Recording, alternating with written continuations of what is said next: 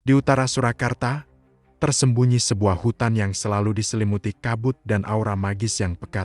Inilah hutan Krendhawahana, singgasana Kanjeng Ratu Kalayuwati, sang penguasa kegelapan yang menjaga gerbang utara keraton. Namun, yang paling melegenda adalah pasukan tak kasat matanya, Laskar Krendhawahana. Mereka bukanlah sekadar penghuni hutan biasa. Laskar ini adalah roh para satria yang setia, penjaga keseimbangan alam Jawa. Konon, saat Pangeran Diponegoro terjepit oleh penjajah, beliau sering bermeditasi di sini. Masyarakat percaya, Laskar Krendhawahana akan muncul, mengacaukan barisan musuh, membuat mereka tersesat, dan memberi perlindungan gaib. Dipimpin oleh Panglima Gaib yang perkasa, mereka hanya akan bangkit saat tanah Jawa dalam bahaya besar.